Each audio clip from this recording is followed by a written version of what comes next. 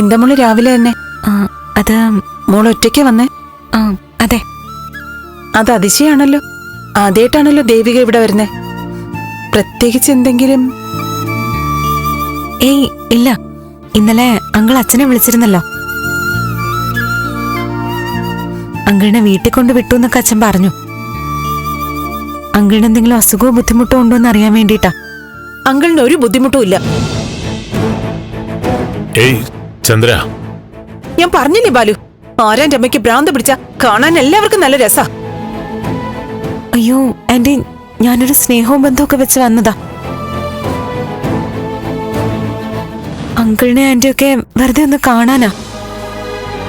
മോളെ, ഞങ്ങള് പല കാര്യങ്ങളും പറയുമായിരുന്നു. അതിനിടയില് ദേവിക വന്ന് ഇങ്ങനെയൊക്കെ സംസാരിച്ചപ്പോ വിഷമം തോന്നി. ചന്ദ്രേ, പോട്ടെ, മോളിരിക്കെ, ഞാൻ ചായ ഇടാം.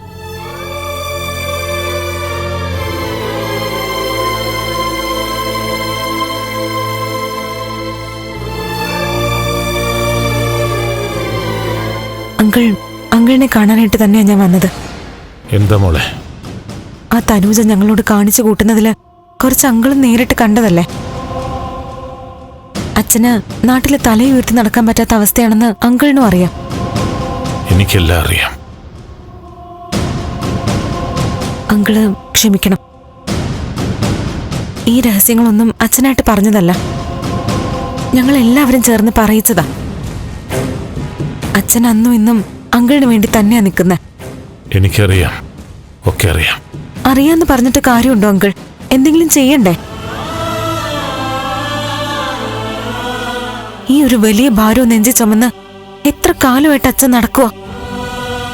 അവിടെ അമ്മയുടെ അവസ്ഥ അങ്കിളൊന്ന് ആലോചിച്ച് നോക്ക്. അച്ഛൻ ഇത്രയും കാലം ആരെ അറിയിക്കാതെ, അങ്കിളിന് ഒരു ബുദ്ധിമുട്ടും ഉണ്ടാക്കാതെ ആ കുഞ്ഞിനെ വളർത്തിയില്ലേ.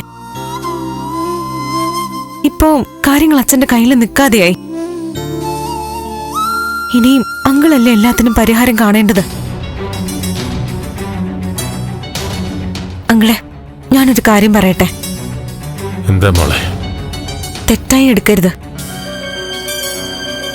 മീര മരിച്ചു കഴിഞ്ഞു. അതൊരു വലിയ ശൂന്യതയാ. അവിടേക്ക് ഒരു മകളായിട്ട് കണ്ട് തനൂജയെ നിർത്തിക്കൂടെ? അങ്കിളിനെ വിഷമിപ്പിക്കാൻ വേണ്ടി പറയുന്നതല്ല. എല്ലാവർക്കും അതൊരാശ്വാസമായിരിക്കും.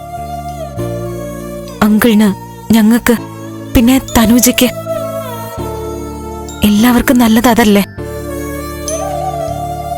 ആന്റിയോട് എന്ത് പറയും, എങ്ങനെ പറയുമെന്നൊക്കെ അങ്കിളിന് തീരുമാനമാ. അതില് ഞങ്ങളാരും ഒന്നും പറയുന്നില്ല. പെട്ടെന്നൊരു തീരുമാനം വേണം. ഇനിയൊക്കെ അങ്കിള് തീരുമാനിക്കും. ഞാൻ ആന്റി ഒന്ന് കാണട്ടെ.